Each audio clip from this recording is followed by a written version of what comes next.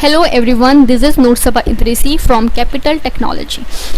मैं इस वीडियो में आपको आज एक पिक टूल के बारे में बताने जा रही हूँ। पिक टूल जो है वो चाहे आप कोई सा भी सॉफ्टवेयर ले लें, चाहे आप कोरल ड्रॉ ले लें, चाहे आप फोटोशॉप ले लें, चाहे आप इलस्ट्रेटर ले लें, चाहे आप इन डिज़ाइन ले लें, चाहे आप कोई सा भी जो सॉफ्टवेयर ले लें, हर एक सॉफ्टवेयर में जो पिक टूल है ना वो बहुत अहम भूमिका निभाता है, एक बहुत इंपॉर्टेंट रोल प्ले करता है।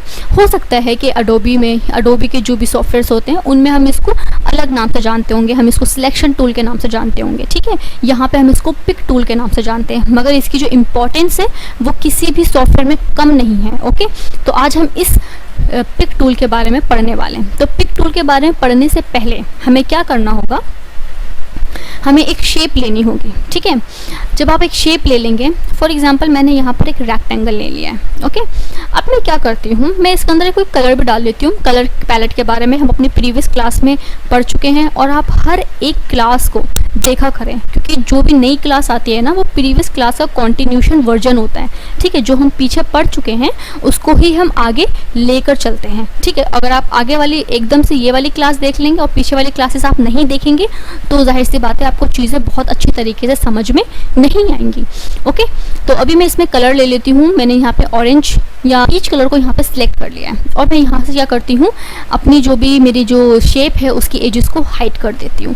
तो क्या हुआ, इस तरीके से क्या हुआ, हमारा रिवीजन भी हो गया कि हमने अपनी प्रीवियस क्लास में क्या पढ़ा था और हमने एक शेप भी बना ली। अब जब हमने अपनी शेप बना ली है तो हम काम करते हैं, पिक टूल का क्या काम है। पिक टूल का बेसिकली काम ये है कि आप इसको पिक कर सकें, सिलेक्ट कर सकें और इसको यहाँ से वहाँ मूव कर सकें, ठीक है। बेसिकली ये क्या करता है, मूव करने के काम आता है। अगर आप इस पे यहाँ आएंगे ना तो इसका जो एरो का जो साइन है वो चेंज हो जाएगा। इससे आप क्या कर सकते हैं, इसको छोटा कर सकते हैं और बड़ा कर सकते हैं, ओके।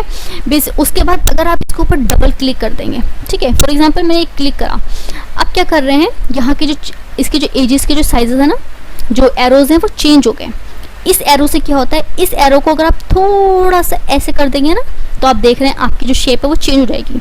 अभी आपको ये चीज़ इतनी ज़्यादा इंपॉर्टेंट नहीं लग रही होगी, लेकिन जब आप बेसिकली बहुत बड़ी बड़ी डिज़ाइंस को क्रिएट करेंगे ना तब आपको इसकी इंपॉर्टेंस समझ में आएगी कि ये सिर्फ एक इतना सा ये टूल क्या करता है।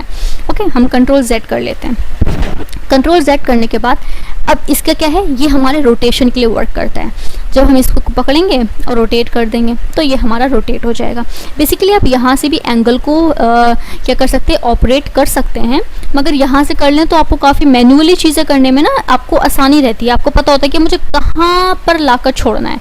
ओके, सो अभी हम कंट्रोल Z कर देते हैं। ओके, नाउ अब क्या करना है, एक बहुत इंपॉर्टेंट बात हम इस में बताते हैं आप ट्यूटोरियल में। यहाँ पे आप देख रहे हैं ना, इसका मैंने इस पर थोड़ी देर होवर करके रखा।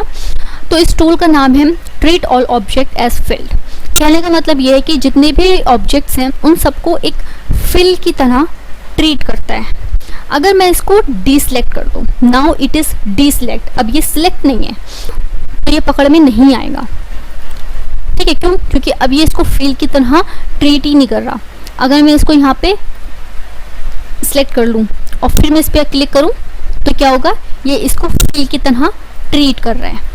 ओके, तो इसका जो इम्पोर्टेंस है वो ये है। हमने लास्ट वीडियो में आपको बताया था कि इसके लिए कोई ना कोई इम्पोर्टेंस होती है और इसकी इम्पोर्टेंस बहुत ज़्यादा होती है। फॉर एग्जांपल मुझे इसको ना बहुत, अभी मैं इसको मूव करती हूँ अपनी लेफ्ट एरो की से, ठीक है। तो ये ऐसे करके मूव हो रहा है, ठीक है। समटाइम जल्दी जल्दी मूव हो जाता है, ठीक है। तो मुझे क्या करना है, कंट्रोल Z। अब मुझे क्या करना है, मैं इसको 1 कर देती हूँ। अब मैं इसको अपने लेफ्ट एरो की से मूव करती हूँ। बहुत हल्के हल्के मूव हो रहा है। ये आपको तब समझ में आएगा जब आप बहुत छोटे छोटे काम करेंगे। फॉर एग्जांपल मैंने एक सर्कल लिया और मैंने यहाँ पर एक सर्कल बना लिया और सर्कल को यहाँ पर लाकर ऐसे रखना है। फॉर एग्जांपल मैंने अभी कंट्रोल के साथ इसको शिफ्ट करा था तो ये बिल्कुल बराबर में आया है। अगर ये थोड़ा सा ऐसे हो जाता और मैं इसको नीचे करना चाह रही हूँ, ठीक है, तो क्या होगा, अभी तो बहुत हल्के हो रहा है। एक काम करते हैं, मैं इसको डिसलेक्ट करती हूँ और इसको मैं 10 कर देती हूँ। ओके, नाउ इसको हमने सिलेक्ट करा, अब देखो कितना तेज़ी में भाग रहा है ये।